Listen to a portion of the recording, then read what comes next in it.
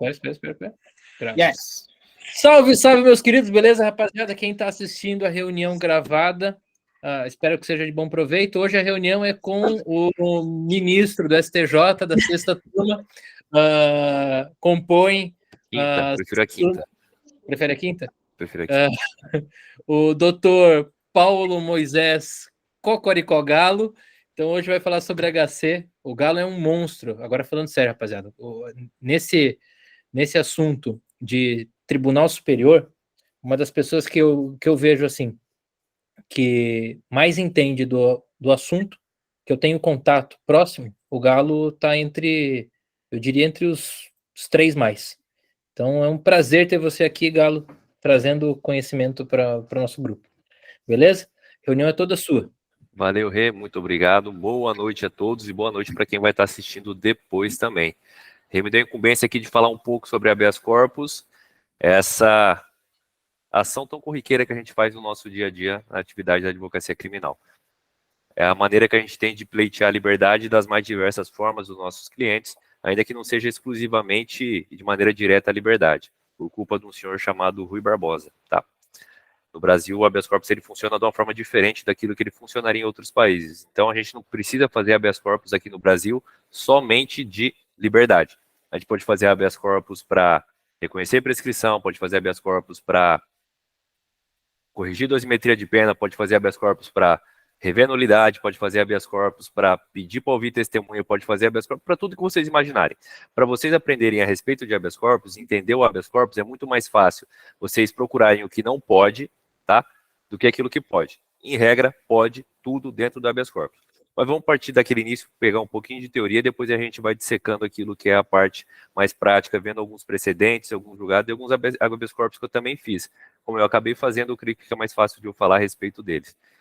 Todo mundo tem a noção aqui que o habeas corpus ele é uma ação própria, né? Ele não é um recurso. Isso aí está correto para todo mundo, né? Dentro do aquilo que ele chama de writ, vindo da doutrina americana, é o writ of mandamus, que é o mandado de segurança, o writ, que é puramente o habeas corpus. Mas ele é uma ação sumária de cognição não exauriente, ou seja, por isso mesmo que quando a gente fala de habeas corpus, a gente vai falar alguma coisa ali dentro, a cognição ali é sempre sumária. O que é cognição sumária? Para você fazer um habeas corpus, em regra, para você ganhar, você tem que estar com muita razão, tá bom? O desembargador, o relator do habeas corpus, e assim, se o relator não vai olhar, a turma, em regra, muito menos, tá? Mas se ele mesmo não pode olhar muita coisa, possivelmente os outros também não vão olhar. Então, dentro do habeas corpus, a gente pode debater poucas coisas. Geralmente, os habeas corpus são feitos para debater detalhes pontuais das situações em que ele é cabível. Por exemplo, o caso de uma tutela de liberdade ou eventuais nulidades. Também, no habeas corpus, sempre vai ser exigível e vocês sempre precisarão fazer provas pré-constituídas. Quando vocês montam a ação de habeas corpus, quando vocês preparam para fazer um protocolo de habeas corpus, tudo deve estar previamente constituído. Você não pode pedir no habeas corpus para oficiar fulano de tal, para juntar tal prova. Você não pode pedir no habeas corpus para ouvir uma testemunha. Nada disso. É impossível que isso aconteça dentro do habeas corpus pelo próprio regramento jurídico que nós temos. Claro, eventualmente, se vocês esquecerem de juntar um documento e se o habeas corpus for indeferido liminarmente, vocês podem conseguir corrigir isso, tá?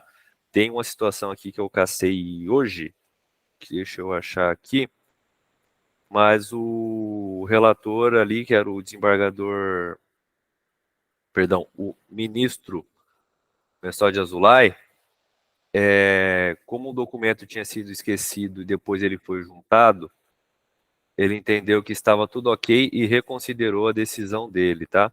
Teve que faltar alguma coisa. Nesse caso aqui, acho legal para poder explicar, porque estava faltando um pressuposto do HC, tá? Ele ia ter um problema aqui e depois o problema foi corrigido. Vou só mostrar para vocês.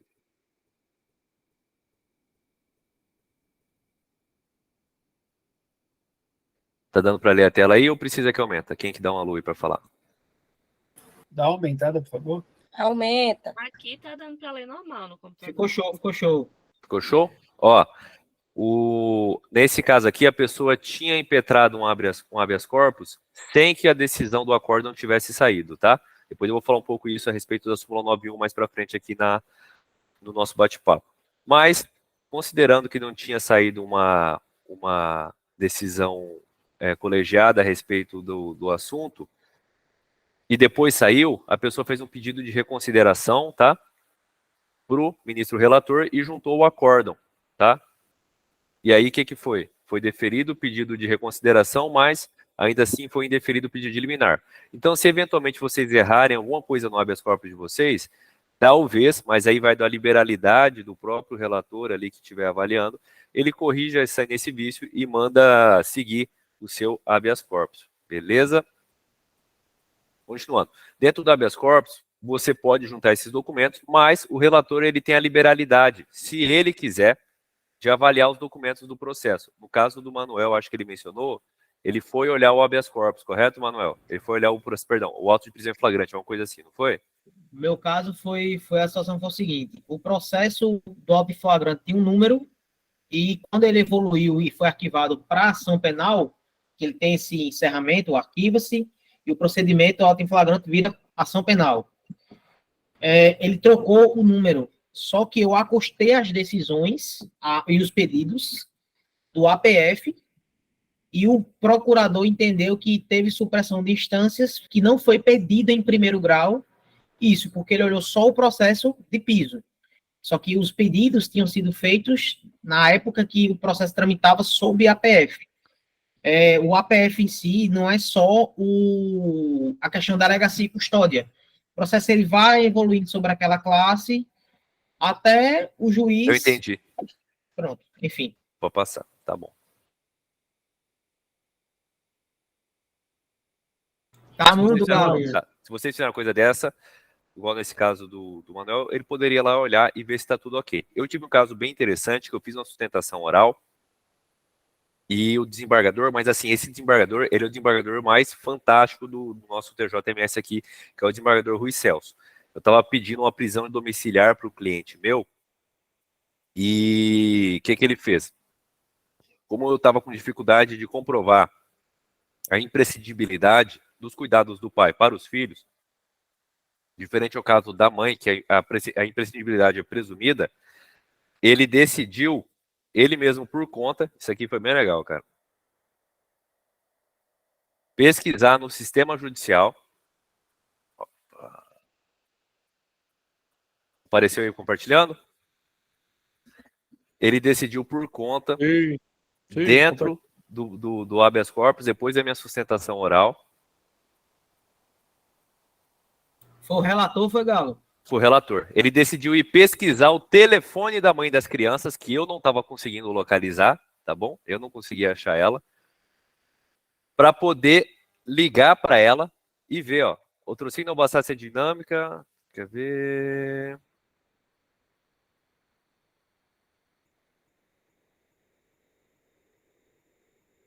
Deixa eu olhar. No presente caso, afirma que não é o pai, ou seja, é incontroverso que a mãe dos filhos tem nacionalidade paraguaia, mas assim, não restou comprovado que ela não mora, tá?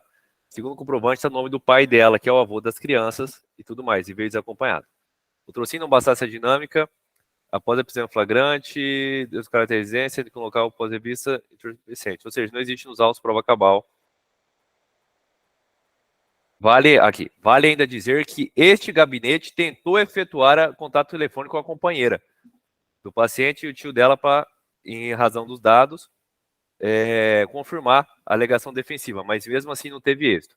Isso daqui é o desembargador ideal, cara. Tá? Esse aqui é o desembargador que ele quer de fato soltar meu cliente. Ele queria arrumar motivo para soltar meu cliente.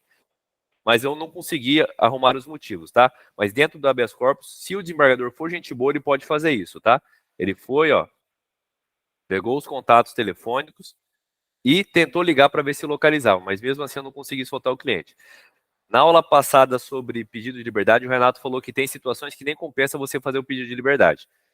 Depois dessa situação aqui desse desembargador, eu fiquei com vergonha até de fazer um RHC, cara. Porque, assim, ele fez tudo o que ele poderia fazer para soltar meu cliente, mas não soltou. Enfim. Só para explicar que dentro do HC pode acontecer essas liberalidades. A Defensoria Pública da União geralmente faz HC sem nada e o juiz oficia a autoridade coatora para juntar os documentos.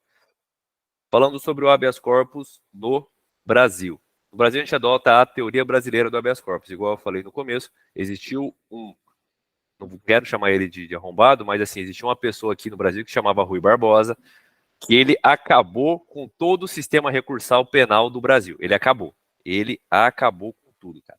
Não é brincadeira quando eu falo isso, porque praticamente por culpa dele a gente consegue utilizar habeas corpus para tudo, tá?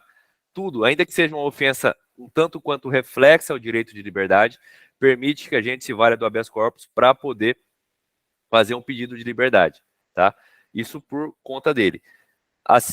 Se alguma situação vai gerar a liberdade do seu cliente, você pode pedir por habeas corpus, tá? Mas, antes de falar das vias reflexas, do habeas corpus colateral, eu acho que foi o Vanderlei que mandou no grupo uma vez a respeito de habeas corpus colateral, a gente fala do habeas corpus puro, que é aquele instrumento máximo para garantir da liberdade do seu cliente. Em essência, o que você faz no habeas corpus puro? Você debate tudo aquilo que caberia no pedido de revogação de prisão preventiva. Você dá uma reforçada. O Renato disse que esse pedido de liberdade, que foi aquilo que ele mencionou ontem, é preparatório para o HC. Você exaure a matéria na instância pretérita e aí você chega no tribunal para você discutir, tá bom? Mas essa discussão que é permitida ao tribunal dentro do HC tem limites, tá? Quando você faz um habeas corpus para garantir a liberdade, vocês têm que tomar muito cuidado. Alguém aí, se abrir o som, cita quais são os 4 principais requisitos para a decretação da prisão preventiva. Manda aí, Rê. Falei na aula. Pô, disse na Garantia aula da para todo ordem mundo. pública. Vamos lá, pessoal. Eu começo pelo mais fácil. Garantia da ordem pública, que é o banalizado, né? É. Conveniência da instrução processual, né? Garantia da aplicação da lei penal. E o último que ninguém usa, que é a garantia da ordem econômica. O CPP, com a lei anticrime, ele acrescentou lá, tem que explicar a periculosidade da liberdade do agente, mas isso daí é um pouco atrelado à garantia da ordem pública, apesar de estar previsto como autônomo hoje em dia. Tomem cuidado sempre quando vocês vão elaborar um habeas corpus com relação a esse primeiro pedido, né, esse habeas corpus que sempre vai para o Tribunal de Justiça, porque se o juiz utilizou desses 4 fundamentos aqui, se ele chega lá para você e fala, olha, eu não vou dar liberdade para o teu cliente pela garantia da aplicação da lei penal e para assegurar a lisura da instrução criminal. Se foram esses os fundamentos do juiz para poder manter a prisão do seu cliente, quando vocês fizerem o habeas corpus, vocês vão debater somente o quê? Garantia de assegurar a aplicação da lei penal e a garantia da lisura da instrução criminal. Se ele não falou de garantia da ordem pública, vocês não falam sobre isso. Por quê? Porque quando o tribunal vai apreciar um habeas corpus, ele não pode acrescentar fundamento na decisão de primeiro grau, tá bom? Ele nunca pode aumentar os fundamentos da prisão preventiva. Justamente por quê? Porque o habeas corpus é um instrumento de liberdade específico da defesa. Apesar de outras pessoas poderem utilizar, como o Ministério Público ou qualquer cidadão, a essência do habeas corpus é a tutela da liberdade. Então, se eles fizessem esse aumento prejudicial ao réu, lembra que a gente tem uma vedação, né, a esse acréscimo, eu esqueci, como que seria seria o non reformatio impejus, estaria tendo um reformatio impejus, ainda que se fosse por revisão criminal, mas isso a gente fala em outro momento, isso aqui seria lícito, né? Mas seria um reformatio impejus dentro de um recurso exclusivo da defesa, tá? O que não estaria viabilizado. Então, sempre que vocês fizerem um habeas corpus, vão se atentando a isso, vão analisando os pedidos para aquilo que vocês podem fazer. Se uma situação dessa natureza acontecer, se vocês perceberem, e aí vocês já estão pulando, né? Vocês estão no Tribunal de Justiça, vocês vão para o STJ. Se vocês perceberem que o tribunal acrescentou fundamentos para manter a prisão preventiva do seu paciente dentro de um habeas corpus que vocês fizeram, seu paciente, seu cliente, dentro de um habeas corpus que vocês fizeram, aí sim, vocês podem alegar isso, tá? Porque isso é ilícito e é muito pacífico na jurisprudência do STJ. Se quiser anotar um precedente bem legal, é o HC 680-201, do Antônio Saldanha. E olha que o Antônio Saldanha é um dos ministros mais pau no réu do STJ, e mesmo assim ele concede habeas corpus nesse sentido, tá bom? Sempre se atente então aos limites do HC de vocês, lembrando que é uma ação de cognição sumária, tá? Resumindo, avaliou aquelas situações que o Renato falou na aula passada, entendeu sobre aquilo lá, vocês vão fazer. Dentro daquilo, vamos fazer, passando por outra parte aqui, dentro daquilo que geralmente são as causas de concessão de habeas corpus, existe, eu tenho que ver se eu separei aqui, tá? Existe uma coisa que se chama decisão infundada. Alguém que se arrisca a dizer o que é uma decisão infundada? Fala para nós, Manu.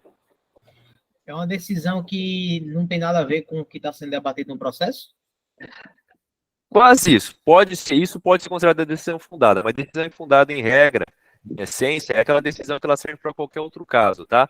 O juiz fala, mas não diz nada, tá bom? Eu vou pegar aqui um exemplo para vocês, tá? Foi um HC que foi concedido no STJ, e aí vocês leem comigo, e isso daqui é algo que eu acho que é muito bom para exemplificar o que seria essa decisão infundada. Deixa eu só pegar aqui, no corpo do voto, aí vocês entendem basicamente como que eu estruturaria também. 669, 76, do relatório e voto. Vamos lá.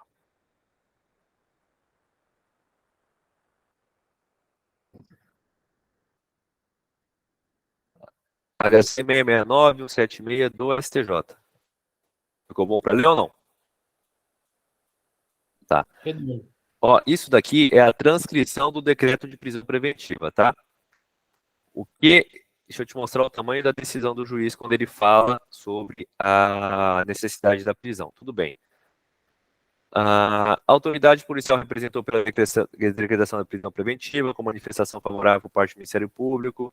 Aí o que eles falam? Vamos lá. A acusação que pesa contra o réu revela periculosidade, a determinar a segregação cautelar para assegurar a ordem pública. Tal contexto impõe a custódia preventiva, acautelando-se a sociedade.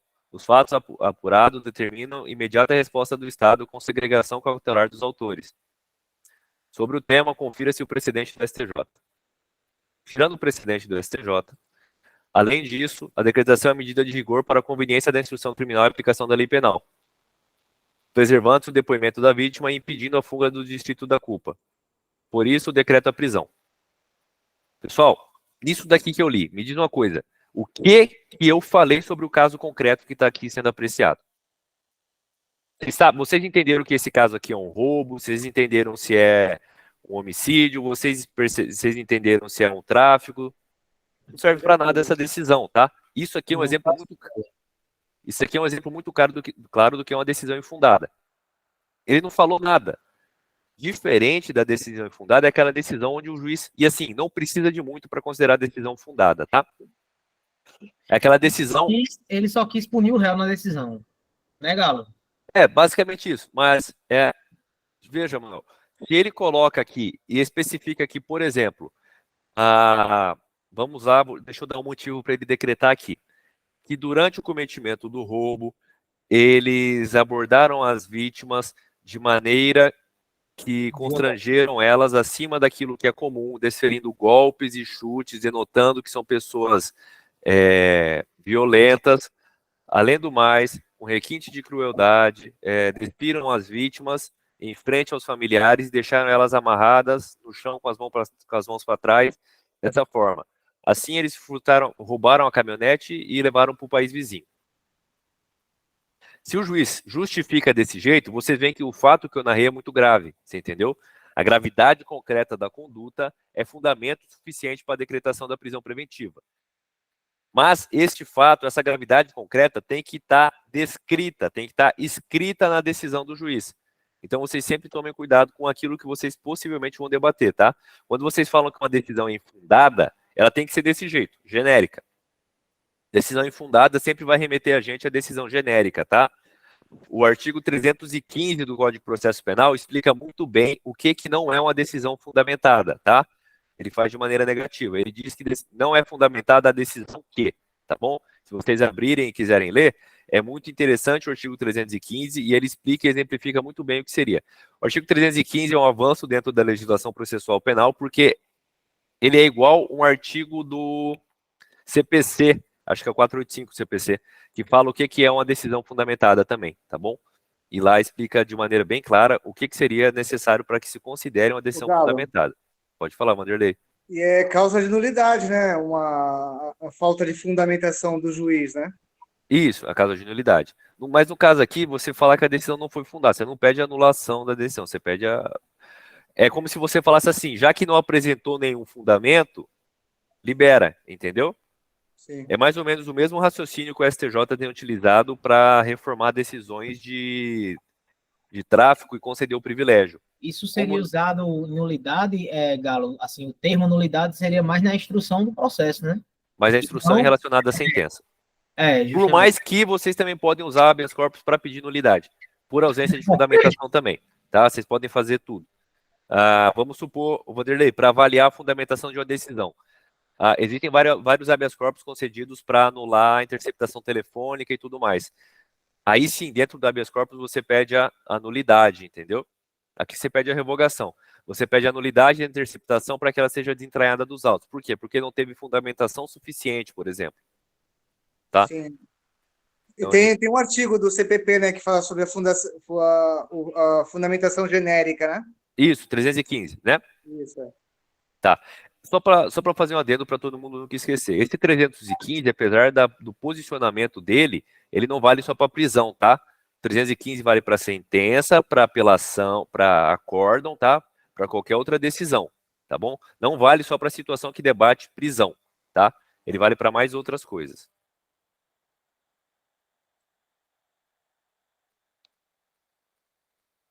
Tá. Ele tem que falar pelo menos o mínimo sobre o caso concreto e assim ele debate. Essa situação de fundamentação, ou fundamentação deficiente ou fundamentação suficiente, são as duas maiores causas de revogação de prisão. O que é fundamentação deficiente? Esse caso que não fundamenta. O que é fundamentação suficiente? Quando você debate se aqueles motivos que o juiz apresentou são suficientes para poder manter a prisão, tá bom? São corretos para manter a prisão. Se naquele caso concreto, a periculosidade do agente deve justificar a prisão, tá? Por exemplo, deixa eu pegar aqui um HC de suficiência que eu fiz.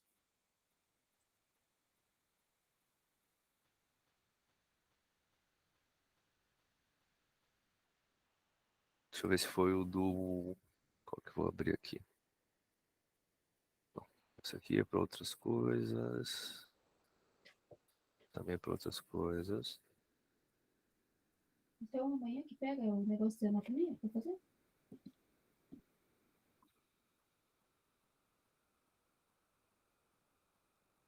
Vamos lá. Isso aqui é um HC que eu debato só a suficiência de medida cautelar. Você quer decidir se a decisão do juiz é correta ou não, tá? Se vale, se é caso de decretar a prisão ou não. A ausência dos requisitos do 312, ó. Primariedade e situações favoráveis. Não tem por que manter a prisão de um cara nesse sentido. O juiz tinha decretado a prisão por quê? Deixa eu achar...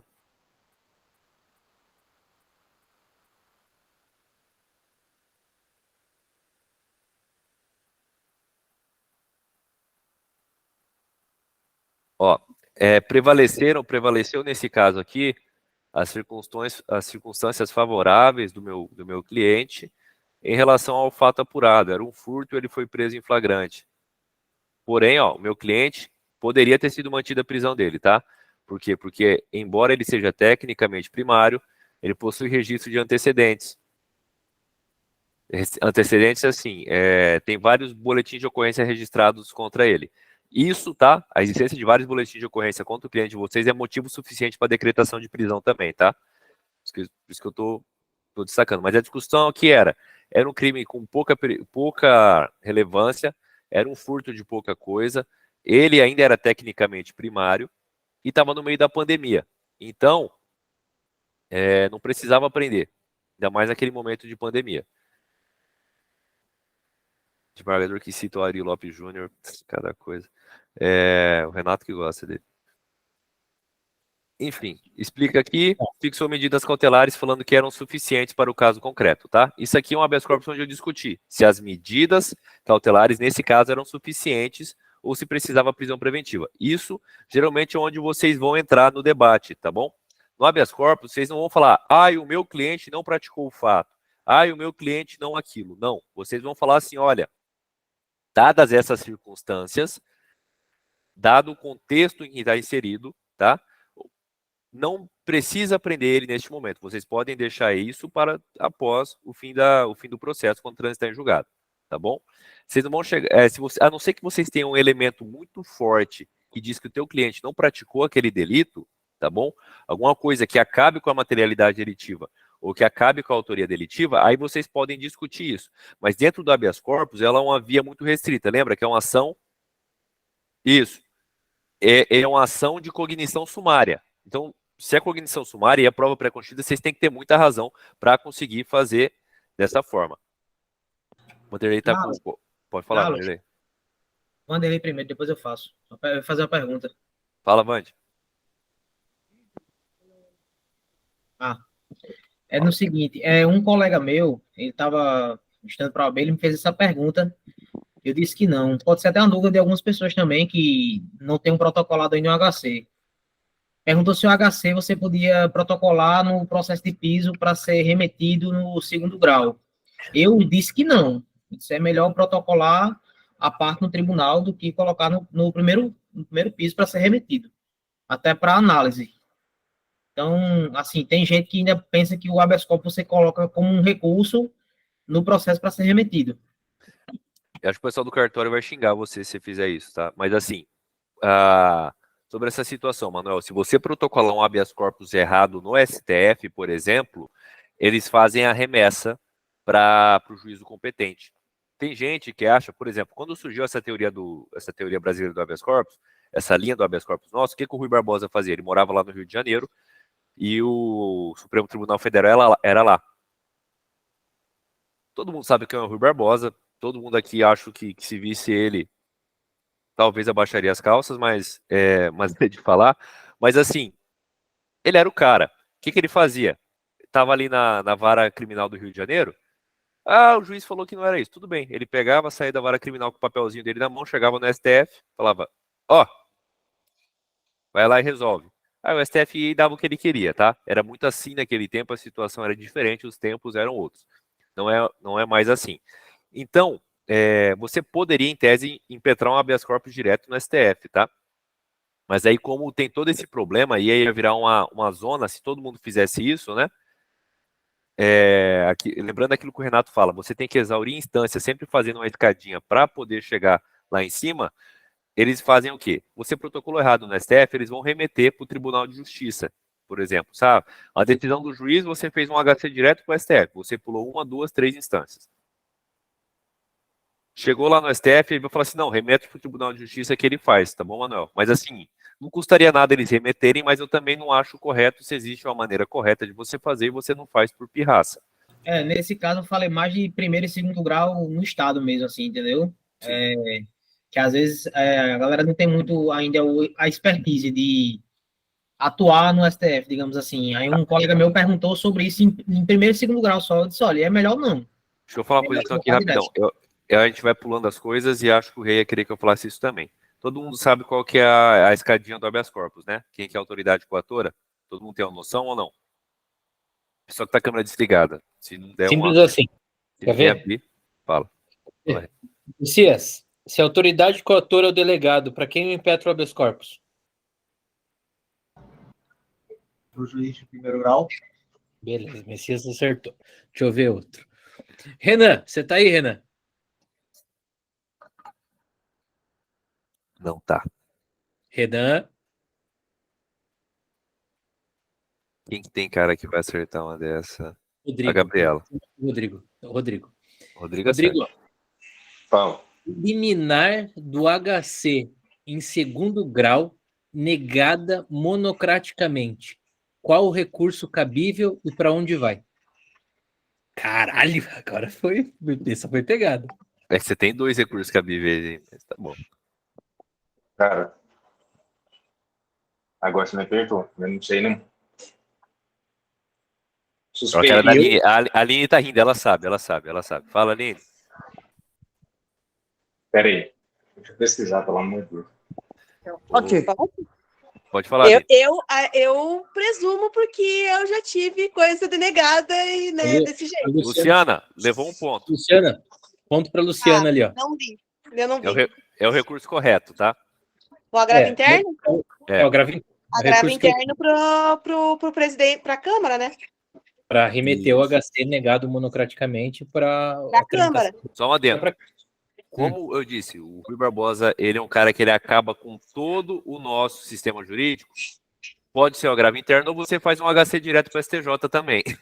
Uhum. Então, assim, cara, habeas corpus, Kel, é errado, tá? Mas é possível. Por que eu não posso falar que é certo? Porque quando você faz isso, os tribunais eles não conhecem do habeas corpus, que falam você não seguiu o rito correto. Contudo, eu concedo ordem de ofício, nos termos do artigo 654, parágrafo 2º. Então, assim, por isso que eu falo, o habeas corpus ele desvirtua toda a ordem do nosso sistema recursal, tá? Eu vou mostrar aqui, eu já fiz habeas corpus de várias coisas, cara, várias. E cada um é um desvirtuamento de uma ordem de recurso, cara. Cada um é um desvirtuamento de uma situação correta. Sabe, tipo assim, é estranho, entende isso daí. Mas, ó, a autoridade coatora é alguém do primeiro grau? É o Ministério Público? É o diretor do presídio? É o delegado? É alguma coisa? O habeas corpus vai para o juiz da cidade, tá bom? Ele quem tem o dever de zelar aqui.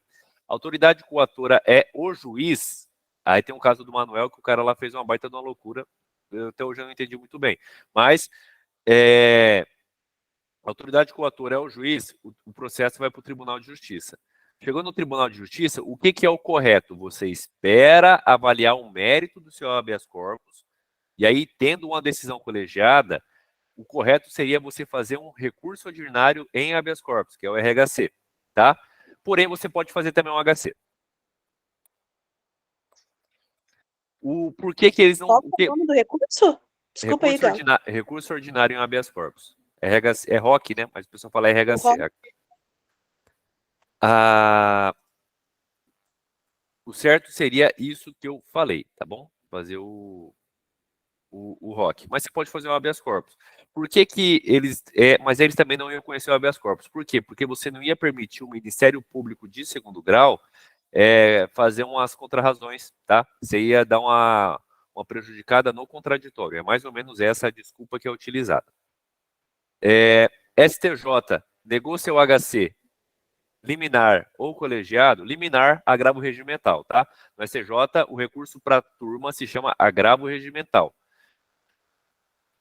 Decisão colegiada para o STF. Então, essa é a escadinha, tá? Sempre é isso, sempre saibam para quem que é a autoridade coatora, para quem vocês estão enviando o seu habeas corpus. Encerrada aqui a discussão rapidão, mesmo que pormenorizada, sobre o habeas corpus puro de liberdade. O habeas corpus puro de liberdade está muito relacionado com a aula do Renato, tá?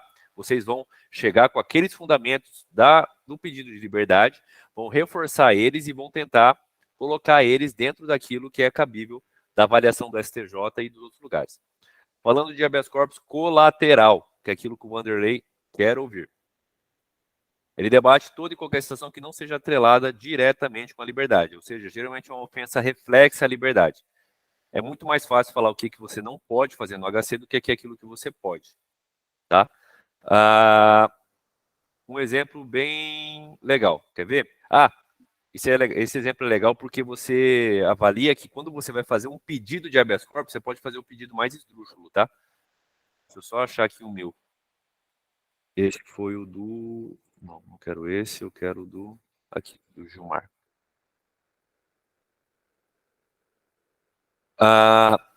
Não pode habeas corpus em execução penal, tá? Em regra. Exceção. Pode falar, Rê. Existem algumas exceções, tá? Isso. Em regra. Algumas exceções. Via de regra, na execução penal, o recurso cabível é sempre o agravo em execução, tá? Às vezes a gente tenta cortar caminho com o HC e o HC é recebido, mas a gente já tem que protocolar o HC sabendo da possibilidade de ele não ser conhecido, tá? Outra coisa, você acabou de citar, Galo, sobre questão de um ponto sobre formalidade do HC, né? Você disse meio por cima ali, deu a entender sobre a formalidade. Eu já fiz muito HC em papel. Fiz muito HC ali na hora, no papel com a caneta, e protocolei HC fazendo de cabeça ali, pegando e tecendo o HC na época que eu estava preso, né? Eu fazia para a rapaziada que era presa, que caía para dentro da cadeia com a conversão da prisão. De madrugada o celular vinha para minha mão, eu pegava o celular, abria o processo, olhava o que aconteceu, dava uma olhada na conversão em preventiva e já fazia o pedido do HC, mandava para o preso assinar, o próprio preso assinava e a gente entregava para algum familiar para protocolar no fórum, para vocês terem uma noção desse quesito formalidade do HC, como ele é bem... É bem elástico. É. Quando você vai protocolar de punho próprio, você pode fazer. Assim, a regra é qualquer pessoa pode protocolar um habeas corpus em favor de outra. As limitações dão para as coisas que ficam meio esdrúxulas. Acho que teve aquela época teve uma situação, acho que não sei se foi do Bolsonaro, alguma coisa que teve, que todo mundo começou a impetrar HC em favor dele. Aí eles falaram assim, não, só quem tem a procuração a gente vai conhecer quando chegou lá no STF, entendeu? Para ir organizando. Mas isso daí de fazer de punho próprio, como é a tutela efetiva da liberdade, a visão do habeas corpus, que ele foi feito para isso, projetado para isso, é dessa forma. Nessa situação aqui, ó, o meu cliente teve a pena unificada, mas teve um erro que, assim, quando unificou, ela deixou de descontar o tempo que já tinha sido cumprido. Aqui foi... Ó, explicação não minha, explicação da relatora. O presente instrumento constitucional não deve ser utilizado para fins de sobrepor ou substituir os demais recursos ou ações ordinárias previstas na legislação pátria. No caso, era o caso de agravo em execução penal. Só que no caso, teve um erro, aqui ó, teve um erro do juiz que utilizou-se do fundamento exclusivo da soma das penas e não descontou o tempo. Então, o meu pedido era para sobrestar a decisão que determinou a unificação, mantendo o meu cliente no semiaberto. Ou seja, quando você vai pedir uma decisão, tipo assim, para suspender os efeitos de outra decisão. Mas você pode pedir, tá? Prefiro para sobrestar a eficácia da decisão. Então, enquanto não fosse decidido o mérito do habeas corpus, o meu cliente permaneceu no semiaberto. Então, vocês podem inovar. Deixa eu ver se eu acho aqui outro HC que eu tenho. Veio para oitiva de testemunha, que o Renato tinha falado. Isso aí vou ter uma discussãozinha com ele mais para frente. Deixa eu pegar aqui.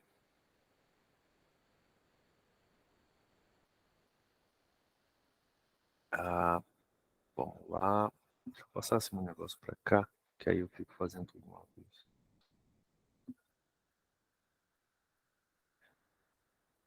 Compartilhando. Esse cara aqui, o Rei, era o chefe lá do escritório, ele que era o bom. Mas quem fazia tudo era esse coitado aqui. É igual no que eu trabalho. Tô zoando. Messias, você é um comediante. Amanhã passa no RH cedo. Ó, no caso aqui, o que rolou, cara? O juiz, na audiência, ele indeferiu o pedido para intimar as testemunhas para poder comparecer. Já tinha tido uma baita de uma confusão, isso daqui foi um HC de fato para dar uma enrolada no processo. Era uma baita de uma operação a respeito de corrupção lá na prefeitura da cidade de Ladário. E o que aconteceu? O juiz tinha falado que era para, caso não fossem localizadas as testemunhas, para a gente levar as testemunhas. Desse modo, o que foi somente um dia antes da audiência e entrou a certidão no processo falando que as testemunhas não foram localizadas. Então, a gente não teria tempo suficiente para poder fazer isso, tá? Para poder fazer essa situação. Então, o que o desembargador fez? Ele deferiu o liminar para suspender a audiência, designar nova data para que as testemunhas de defesa fossem ouvidas em outra data, sendo levadas por ela. Deverão comparecer independente de intimação, mas era para facultar, possibilitar um prazo hábil para a gente ir localizar as testemunhas e levar elas para a audiência, tá? Ou seja, nada a ver com liberdade propriamente dita. Deu uma fugida aqui do caso. Já fiz também HC para determinar recolhimento de mandado. Não, esse aqui são os memoriais. Ribeiro. Deixa eu pegar. Mostrar, ô, Galo, eu vou caçar um aqui Pode falar. de que o juiz do primeiro grau não deixou eu falar com o cliente antes da audiência.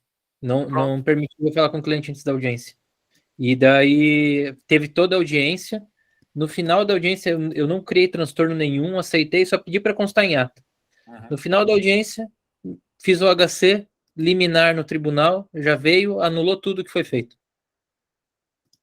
Essas coisas que acontecem é muito, tipo, culpa do juiz de primeiro grau, sabe? É só ele fazer, ó, isso aqui foi para reconhecer a prescrição, tá? Era para recolher o mandado, mas ele acabou, eu pedi assim, na liminar, falou, ó, suspende o mandado de prisão e depois reconhece a prescrição.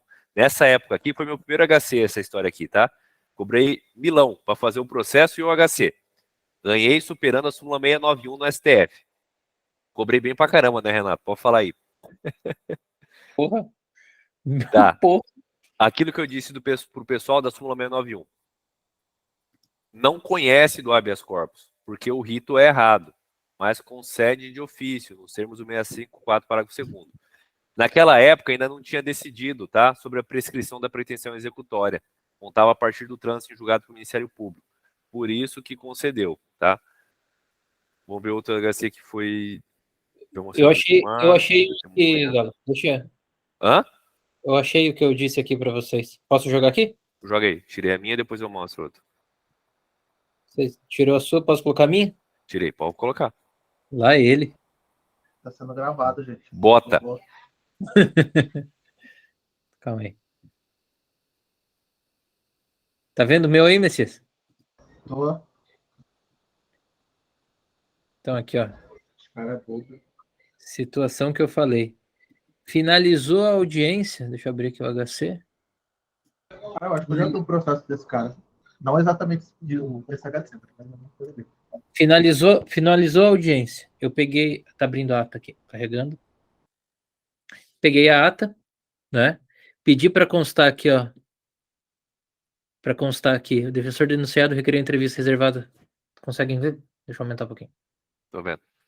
Com o réu antes do início do seu interrogatório, contudo, o pedido foi indeferido pelo magistrado. Que não obstante prerrogativa de entrevista reservada, entre o advogado e o deve dar início da audiência, oportunidade em que a defesa e o denunciado conversaram. Eu conversei com ele antes da audiência e ele não deixou eu conversar antes do interrogatório. Teve todos os depoimentos e antes do interrogatório ele indeferiu meu pedido para conversar com o réu antes do interrogatório. Eu fui lá e fiz um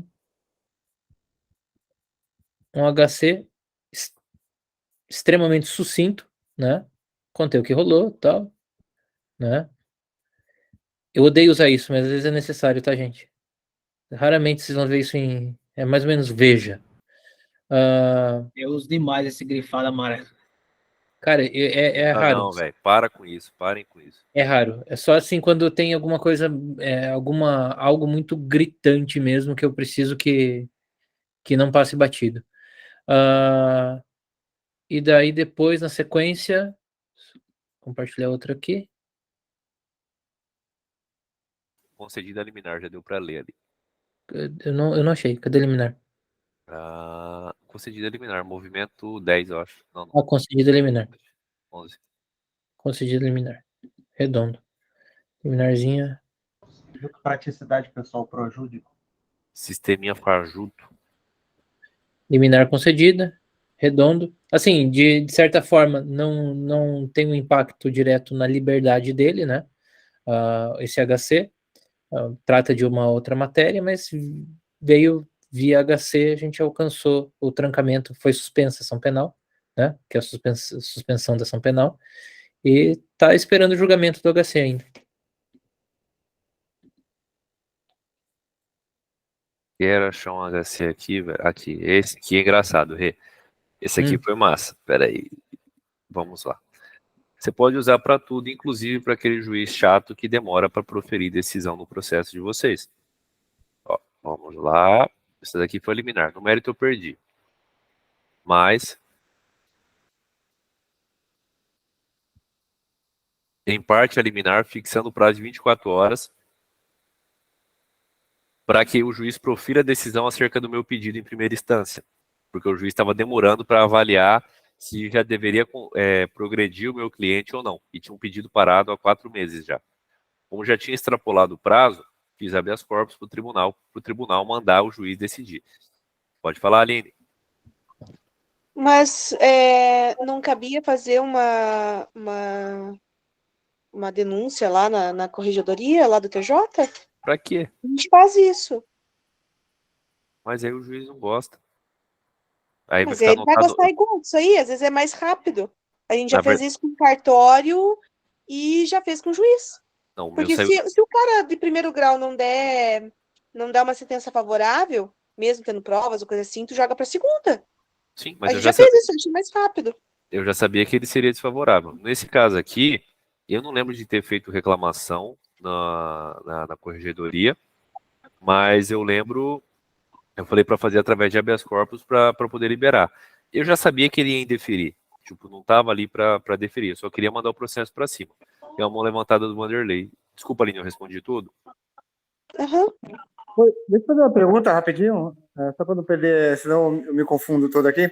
Quando que a gente a gente sempre prefere o habeas corpus em relação aos outros instrumentos jurídicos? Ou a gente pode lidar com os dois ao mesmo tempo?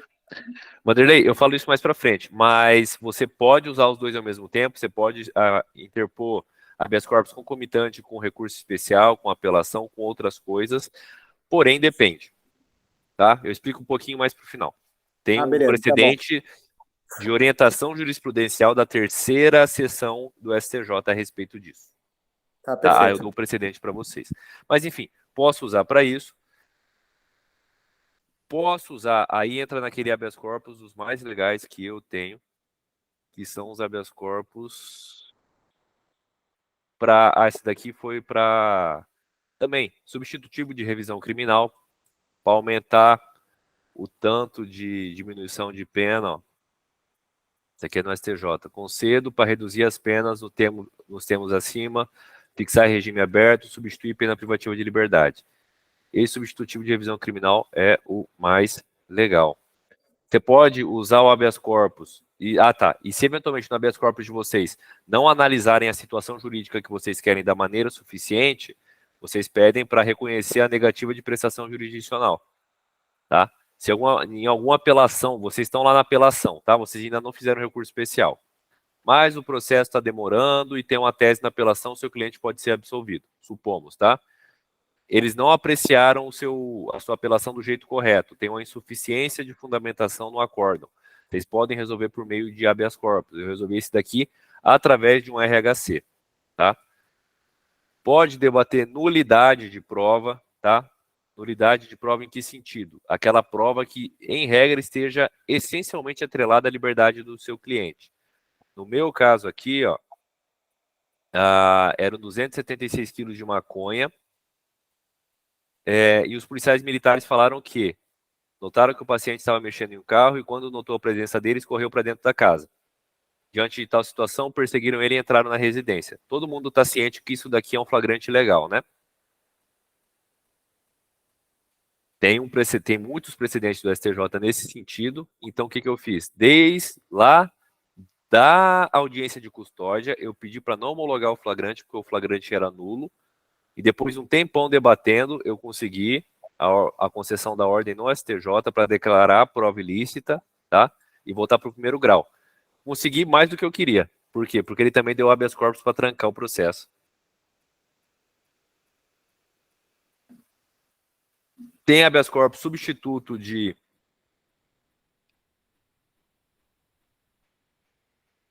recurso extraordinário, tá? Esqueceu de fazer o recurso extraordinário? Não tem problema, galera. Fiquem tranquilos. Brincadeira, não posso falar assim na aula não, senão fica feio. Mas não fez o recurso especial, não fez o recurso extraordinário, perdeu o prazo, faz por habeas corpus. Dá para fazer, tá? É aceito, ó. Mas a ilegalidade tem que ser aferida de pronto, tem que ser uma ilegalidade flagrante. Esse aqui é um caso que eu fiz o RESP, perdi o RESP por 3-2 para aplicar o privilégio no caso do meu cliente, tá? E fui subindo até o STF e lá eles concederam a ordem de habeas corpus. para poder restabelecer a pena do meu cliente conforme estava antes. Então, vocês podem usar o habeas corpus para debater prova, para ser substituto de recurso, para várias situações, entendeu? Desde que seja... eu nunca fiz, mas você pode fazer, tá? Só que é muito difícil você conseguir. Tem que ser uma situação muito esdrúxula, tá bom? Resumindo, podemos fazer habeas corpus para quase tudo. Quase tudo. Quando eu falo quase tudo, é porque tem um pessoal que se supera. Deixa eu só pegar aqui um negócio que eu tinha visto. Aqui. Eu não acho que o desembargador deveria ter feito isso com o coitado do rapaz, tá? Mas... já ouviram falar em habeas carros? Vocês podem debater quase tudo em habeas corpus. Só você não pode pedir a liberação do veículo seu que está apreendido, tá? Quer ver o que o desembargador falou do cara? Habeas carro. Quer ver o que o desembargador falou do cara? O quê? Deixa eu só Eu pegar nunca aqui. vi um habeas carro. Pera aí. Ui. Por fim, verificando que o advogado não detém conhecimentos mínimos para o exercício da profissão, determino que sejam impressas todas as peças do presente processo, inclusive esta decisão, a serem encaminhadas ao presidente da seccional, para que Sua Excelência mande inscrevê-lo ex officio na Escola de Advocacia, para que após, isso é uma decisão real, seja submetido a uma nova prova daquela entidade. Não sendo ele aprovado na prova de que se trata, reúna sua diretoria para decidir se caça ou não a carteira daquele que ajuiza a ação temerária. E Rui Barbosa, se estivesse vivo, teria vergonha de dizer que pertenceria à mesma categoria profissional deste impetrante. Nossa, velho. Mas isso aqui é uma coisa que não se faz. Essa aula. Hã? Por isso que a gente está tendo essa aula, para não Por ter isso, gente, pelo amor de Deus, habeas corpus pode quase tudo, tá? Poucas coisas não podem. Aqui eu reservei um espaço na aula para discutir com o Renato, cara. Deixa eu te mostrar essa situação, Rê. Você falou, a gente conversou a respeito, acho que na última aula, sobre o HC para situação de prova, né? Deixa eu só achar. Deixa eu só achar aqui qual que foi. Esse aqui é outro para liberdade. Esse aqui é o mandado de segurança. Tá, vamos lá. Eu te falei que o TRF3 ele aceita muito bem eu debater prova, igual eu debati ali naquele outro processo. Lembra que eu pedi da testemunha? Sim, sim. Nesse caso aqui, eu queria acesso ao aparelho celular do meu cliente, tá bom? Mas o juiz não deu, ele falou que eu tinha que fazer por laudo. O Ministério Público foi favorável ao meu HC. Ele entendeu que neste caso não era caso de habeas corpus, era caso de mandado de segurança. Não, ó, os efeitos materiais decorrentes do interferimento de prova não são passíveis de avaliação neste remédio heróico. Ah, eu lembrei do que era. Pode falar. Era da situação sobre a rolar testemunha, que a gente entrou nessa discussão. Que eu pedi via HC. Pode falar, Manoel. Fala. Não, pode terminar, eu espero. Que eu pedi via HC, que teve um aditamento de denúncia num processo federal da Operação Spiderweb. Que a Spiderweb, assim, eu falo toda a reunião porque são mais de 60 processos, tá? Então, por isso que, assim, é muita coisa. Saiu a Spiderweb, a Enterprise, tudo um é braço da outra e gerou, assim, uma caralhada de processo. Com perdão da palavra aí, mas é o que aconteceu. E o Ministério Público apresentou a denúncia sem o rol de testemunhas. Sim, e daí deu 15 dias depois, o Ministério Público veio e protocolou o rol de testemunhas. Só que o rol de testemunhas é algo preclusivo. Inclusive, eu disse isso no grupo hoje, se eu não me engano. Respondi no grupo hoje, que perguntaram sobre a rolar testemunha. É preclusivo. Você perdeu aquele prazo, já era, né? O que rolou? Quando o juiz recebeu a denúncia, eu peguei o recebimento da denúncia como decisão da autoridade coatora, fiz o HC e protocolei o HC contra o recebimento do aditamento da denúncia, do rol sendo recebido como aditamento. A autoridade, quando subiu, né, a autoridade coautora, o juiz do primeiro grau, subiu para o TRF4, o TRF4, não lembro quem era o relator, mas o relator monocraticamente disse que o HC não era um instrumento apto a combater a decisão, porque o HC ele visava a cessão da liberdade do réu, né? E na situação ali não tinha nenhuma interferência na liberdade dele. O que eu fiz? Fiz o agravo interno, dizendo o seguinte, que o fim da ação penal vai culminar com a restrição de liberdade. Então, independente disso, resumindo, o que acontece entre a ação penal se caracteriza, sim, uma possibilidade de coação da liberdade do meu cliente. Então, daí meti o agravo interno. Agora vai ser pautado para julgamento da turma. Sim. Né? Fala, Manu. Nesse caso aí, Galo, eu queria saber se nessa decisão que o desembargador, desceu além do advogado, seria mais simples, às vezes, fazer um pedido de restituição, e às vezes as pessoas nem sabem fazer isso aí na delegacia. Era muito mais fácil. Na verdade, entra nisso.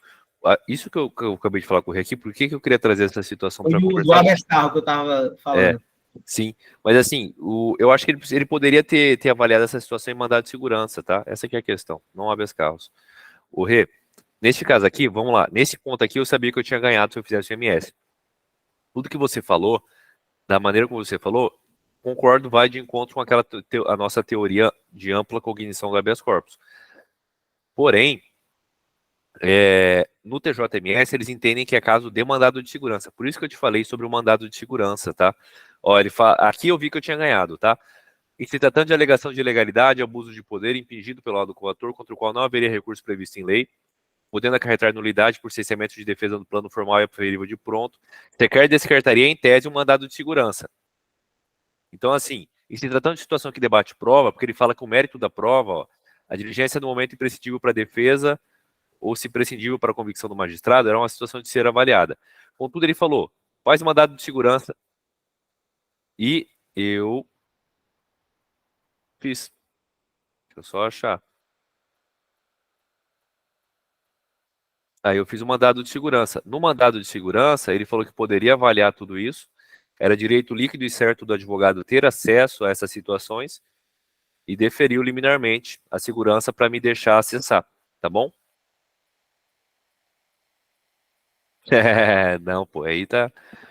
Mas, Rê, eu não sei, por isso que eu fiquei pensando, nesse caso, eu poderia fazer agravo interno e tentar debater, mas como ele me deu a dica já dentro da decisão dele, fala, cara, faz o MS que eu te dou, aí eu fiz por MS, e ele me deu, tá?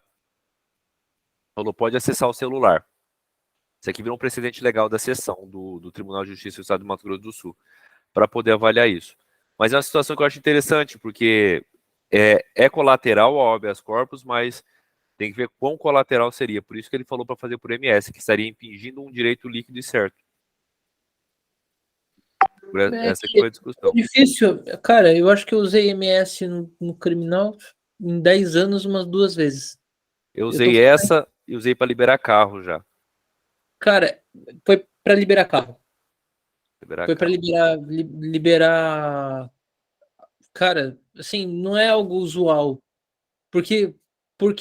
O HC resolve. Então, é que assim, o HC você não paga também, você tem que pagar, você tem que recolher custo para o MS, tá? Sim. Então, se você não tiver justiça gratuita, você não faz. A Giz ligou a câmera ali, quer falar uma coisa, Gi? Tá.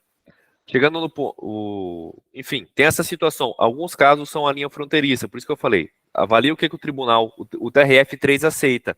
O TJMS não aceitaria nesse sentido a minha discussão, tá? Habeas corpus para quase tudo. Quando o Vanderlei falou, vale usar o habeas corpus sempre? Podemos substituir sempre? Não. Quem quiser anotar, HC 482549 de São Paulo. Ficou decidido pela terceira sessão do STJ. A terceira sessão está acima das turmas, tá? é o precedente que deve nortear a decisão das turmas. Conheceram do habeas corpus para restringir o cabimento quando impetrado ao mesmo tempo e com as mesmas razões de recurso de apelação, exceto nas hipóteses em que o impetrante busca a correção de ilegalidade que permitirá o trancamento da ação penal. Vale impetrar ao mesmo tempo que junto com a apelação? Sim, se for o caso de eventualmente trancar a ação penal. Porém, a orientação maior ficou no seguinte sentido.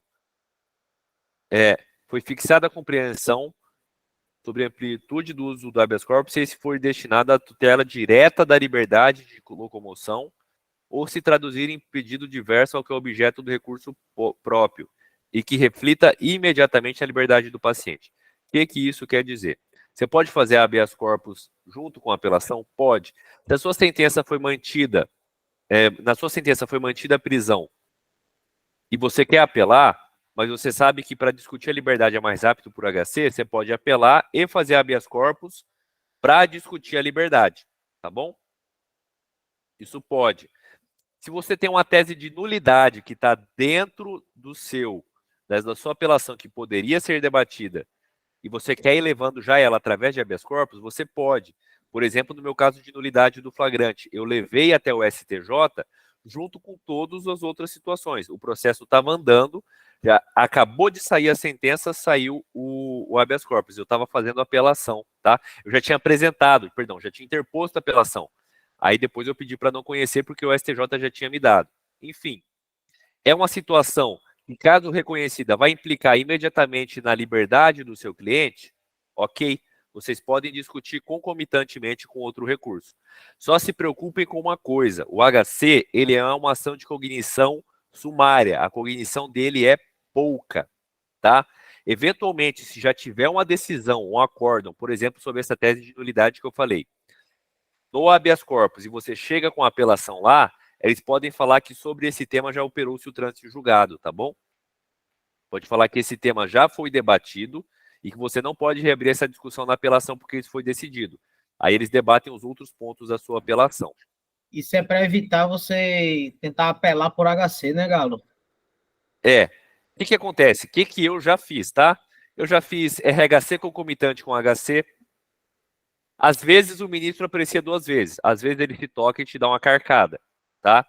Você toma uma tabuada no lombo.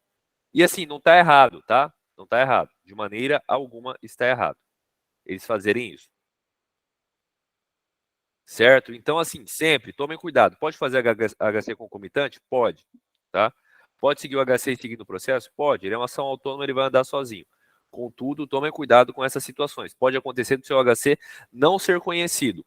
O que é que norteia o conhecimento dos habeas corpus na segunda instância, primeira instância, nesses casos? É esse precedente. Peguem esse HC 482549 de São Paulo e leiam ele para entender se o seu caso é cabível. Repete certo? de novo, Galo, por favor, o número do HC. 482549 de São Paulo.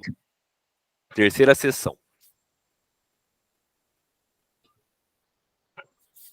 Mas, assim, resumindo o geral, o grosso do habeas corpus. Achou que tem uma flagrante ilegalidade? Bate. Vai para cima, vai com os 2 pés com relação ao habeas corpus. Sempre que você entender que você vai. Mas o que é uma flagrante ilegalidade? Alguém se arrisca aí a dizer? De maneira objetiva, sem ser subjetiva, porque precedente a gente tem para todos os lados, né? Deus dará. É um tipo ou conceito? Conceito. Dá um exemplo. Invasão do domicílio, sem mandado. Tá. Aí você tem que analisar as circunstâncias fáticas da invasão de domicílio para ver se ela se amolda aos precedentes do STJ e assim eles poderem conceder. Tá bom? No meu caso ali foi de ofício que eu ganhei a ordem. O que é uma flagrante ilegalidade? Tem um precedente da ministra Carmen Lúcia. Aí vocês usam, tá? Se quiserem. Ela fala bem assim: a existência de precedentes deste Supremo Tribunal Federal, no mesmo sentido das razões apresentadas na impetração, evidencia flagrante ilegalidade a ser prontamente reparada com a concessão da ordem de ofício. Cara, se vocês têm inúmeros precedentes no sentido daquilo que vocês querem pedir, aprendam a instruir o habeas corpus de vocês com cópia dos precedentes, fazendo prova de que existe uma orientação jurisprudencial no sentido contrário daquilo que foi decidido pela autoridade coatora. No caso aqui, mas mesmo assim pode acontecer se você não ganhar. Eu tenho um HC com a Lari, que eu fui sobre a prisão a prisão em semiaberto mantida na sentença, e o Xandão vai me dar uma cacetada, tá? Nem sempre dá. Se tivesse caído na segunda turma do STF, eu ganhava. Como caiu na primeira, eu acho que eu vou perder. Por quê? Essa é uma situação tão clara sobre essa situação de superação de flagrante ilegalidade, né? E a gente arruma um problema. Eu mostro quando eu vou falar da súmula 691, tá? Feito. Tendo precedente nesse sentido, a gente vê. Fez o HC para o Tribunal de Justiça. Cara, porra, o desembargador não me deu, o relator não me deu. O que que eu vou fazer? O que que eu vou inventar? Posso fazer um outro HC? Pode. Deve fazer? Talvez. Avaliem. Existe uma coisa que chama súmula 691 do STF. Do mesmo jeito que a súmula 7 do STJ atrapalha a vida de vocês no RESP, a súmula 691 do STF atrapalha vocês terem o seu HC concedido quando vocês fazem ele em cima de uma liminar, tá? O que diz a súmula 691 do STF? Não pode HC enquanto não for exaurida a instância precedente. O que isso quer dizer, então? Só depois do acórdão vocês podem fazer outro HC. Porém, isso daí é relativizado muito quando é uma tese que ela consta com uma força. Por exemplo, a tese que eu falei que eu tenho o HC Clarissa. HC 217, 787, Mato Grosso do Sul. Dá para ler? Tá. É só a ementa aqui que importa, basicamente, ó. Habeas corpus, decisão individual de ministro...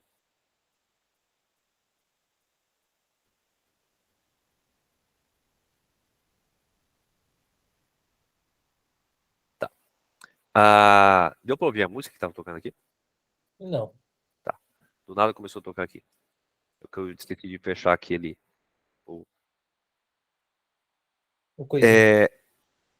Decisão individual de ministro do STJ. Você não pode. HC substitutivo de agravo regimental. Matéria não apreciada pelo órgão apontado como coator. Dupla supressão de instância, porque eu fiz HC da liminar do TJ para o STJ e fiz HC da liminar do STJ para o STF. Na adequação da via eleita, negativa de prisão domiciliar, tá? Negativa de segmento. Prisão domiciliar negativa de recolher liberdade. Incompatibilidade com regime semiaberto. Ordem concedida de ofício. Pode ser que vocês caiam, aí é sorte de cair na mão de um dos 11, tá? Que conceda e compactue da tua tese. Isso daqui é a superação da súmula 691. O entendimento do STF é que, por conta da súmula 691, ó, não poderia conhecer. Porém, é possível averiguar quando eventualmente pode se conceder, quando é uma situação onde há flagrante ilegalidade por conta do artigo 654, parágrafo 2º. Sendo o artigo 654, parágrafo 2º, acha que a flagrante ilegalidade tem vários precedentes no sentido, coloque, leve para cima e possivelmente vocês vão ganhar. A ministra Laurita Vaz, ela tem um precedente muito legal que eu sempre cito para poder avaliar o que seria o conceito, então, daquilo que é flagrante ilegalidade. É um HC antigo, é o 46.635 do Rio de Janeiro. Mas ela diz que a flagrante ilegalidade acontece em situações, absolutamente excepcionais, tudo cumulativo, tá? Onde restar claramente evidenciado... Você repete o número do HC, por favor? 46.635 RJ. Fechou, Giz? Acontece em situações absolutamente excepcionais, onde restar claramente evidenciada a legalidade do ato coator, proveniente de decisão inquestionavelmente teratológica, ou seja, tem que ser muito absurdo para você superar a súmula 691, tá? Despida de qualquer razoabilidade, mas, em especial, aí só o que importa é esse final, cara. Tudo isso aqui que eu falei, quando há afronta a entendimento pacificado na corte revisora, naquela corte para quem você vai mandar o HC. Se o STJ tem vários precedentes num sentido, sem entendimento sumulado do STJ, em tese você consegue superar a súmula 691, entendeu? É muito mais fácil, porque são precedentes de muita força, que representam uma orientação muito forte do tribunal. Tendo esses casos, provavelmente vocês conseguem superar a súmula 691. Isso que eu posso dizer para vocês no efeito prático. Enfim, é isso. Apontamentos finais aqui. Sempre que fazer um habeas corpus, gente, escreve pouco, tá? Seja objetivo, curto e assertivo. No ano passado foram distribuídos 80.587 habeas corpus no STJ e 16 mil RHCs. Praticamente 7 mil HCs por ministro, que cuidam dessas matérias, tá? Então, fiquem espertos. E por que eu falo isso? Deixa eu só demonstrar no caso foi o caso da menina. As decisões do STJ, vocês podem falar, no STJ ele tem muita coisa e tudo mais, né? Vai demorar a decisão. Galo, Pode falar, Rê. basicamente, cada ministro tem que julgar 20 por dia. É coisa. Não, e eu vou te mostrar a resposta para eles apreciarem a liminar ou já indeferir liminarmente. Qual que é o da menina? Deixa eu achar aqui. Próxima vez, Renato, eu faço um HC menor, velho. Cara, quanto menor, melhor. Tem que ser objetivo. O HC tem que ser Com 18 páginas, velho, o HC. Não, os meus que eu ganhei mais, que eu mais ganhei tinham 5. Deixa eu abrir aqui o STJ, eu quero que vocês vejam para você ver como que é rápido, cara. Vou compartilhar aqui. Ó, esse aqui é aquele HC, um HC que eu mostrei da minha que estava presa. Deixa eu aumentar a tela. Mais ou Ctrl mais, para eu poder aumentar a tela. Dando para ler. O importante é isso aqui, ó. Vamos lá. Protocolizada a petição originária em 7/3/2022. Distribuída para o ministro Joel às 15h15 do dia 8. Concluso às 15h18. Protocolizado os memoriais. E sempre façam memoriais. Eu já mostro o memorial, a gente falou na aula passada também do Renato. Juntada da petição de memorial. Então, protocolei dia 7, no final da tarde, por isso que não estava pronto. A conclusão foi para ele às 15h18. No outro dia, às 10h50 da manhã, concedido habeas corpus.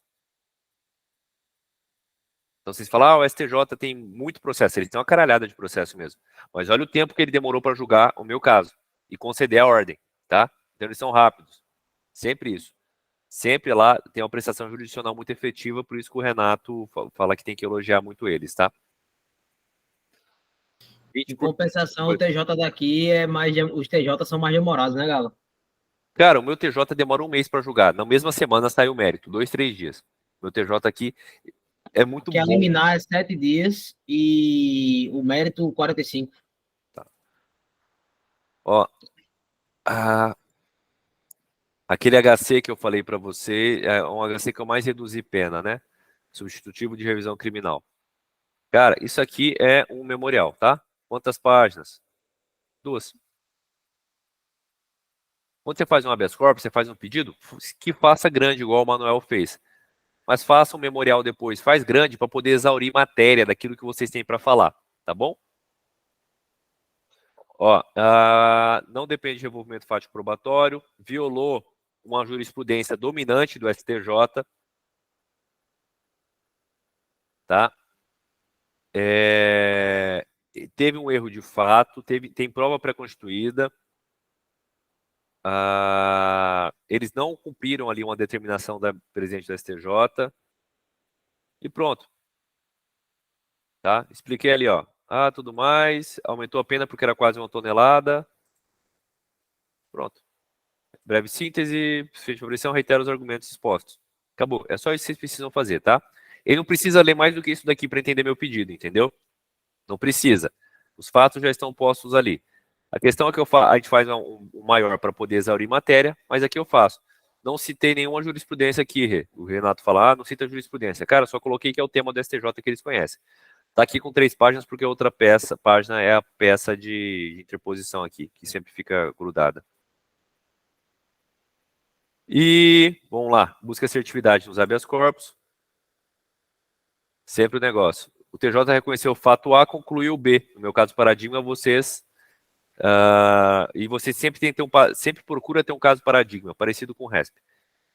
TJ reconheceu A, fato A e concluiu B. No meu caso, vocês podem reconhecer, e no outro caso, vocês reconheceram A e concluíram C. Eu quero a mesma conclusão C no meu caso. Curto e grosso, básico, tá? E aí vocês resolvem. Galo, fez o que tu falou dos memoriais, foi só quatro laudas no máximo. E os documentos que estavam em dúvida, que não foram acostados, estavam em dúvida, né? Mas foram acostados. Aí Mas assim, faz a sustentação nesse caso teu para não gerar esse negócio aí. Já foi incluído em pauta para sustentação oral. Faça. Enfim, é isso que eu podia falar sobre HC para vocês, de maneira sucinta. Tem mais matéria para exaurir, mas eu acho que eu já falei demais para 1h30, né, Rê? Bastante tempo. E é isso. Quem quiser tiver alguma dúvida, alguma pergunta, alguma coisa, estou à disposição. É mais gostoso falar dessas matérias do que da aula de processo civil, saibam disso. É mais gostoso da... Cara, não sei como você aguenta dar aula de processo. Ficava uma aula de processo penal, Galo, quando o professor lá faltava, velho. Aí depois pede para trocar. No caso de trancamento do inquérito VHC, qual seria uma hipótese? Kel, o que você pode fazer, cara, nas hipóteses que já aconteceram? Ou um exemplo mais esdrúxulo, tá? Já está prescrito e está tendo uma investigação, tá? Relacionado aos fatos. A linha de investigação não está indo no sentido, ou você tem muita prova de que o seu cliente é inocente, não esteve no dia, na hora e no local, naquela situação.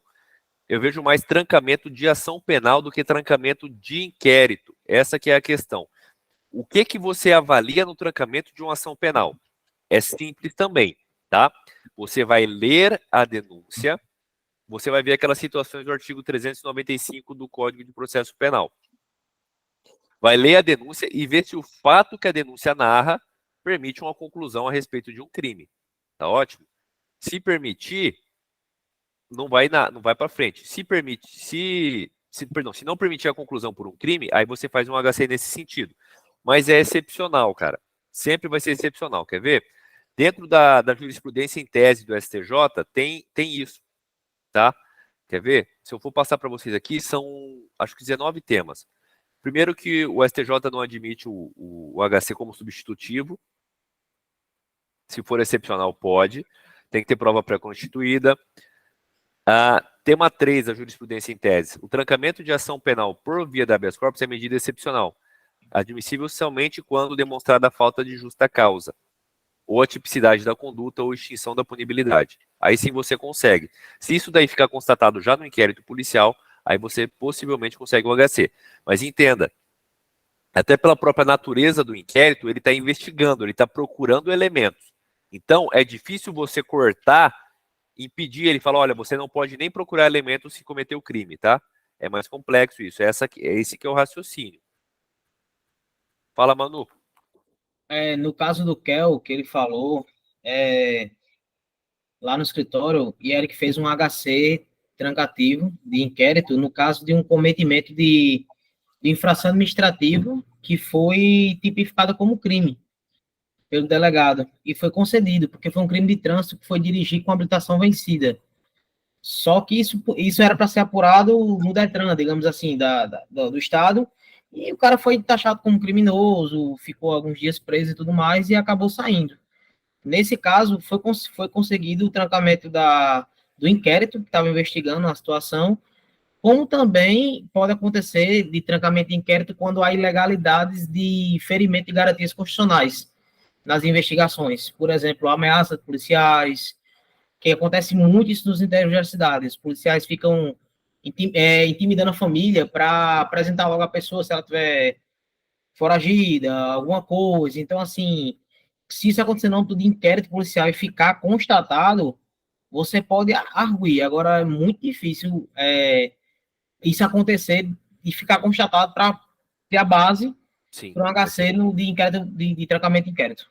Vai ser bem raro. Ô, Rê, só para pegar daquilo que você falou, e achei legal que você falou, pessoal. Fato novo, pedido novo. Item 14 da jurisprudência em tese sobre habeas corpus no STJ. A jurisprudência do STJ admite a reiteração de pedido formulado em habeas corpus com base em fatos novos ou fundamentos novos. Situação nova, se você pediu para ver a prescrição e não deram. Aí agora você vai pedir para avaliar se tem justa causa. Aí eles são dois habeas corpus diferentes, eles podem conhecer os dois, tá? Vai do fundamento e do pedido que você coloca e tenta aventar ali no habeas corpus. Deixa eu só ver se tem alguma coisa. Ó, vocês não podem impetrar habeas corpus em favor de pessoa jurídica, tá? Porque não envolve ali a liberdade especificamente. Então, se você tiver a pessoa jurídica figurando no polo passivo na ação penal. Vamos ver o que mais.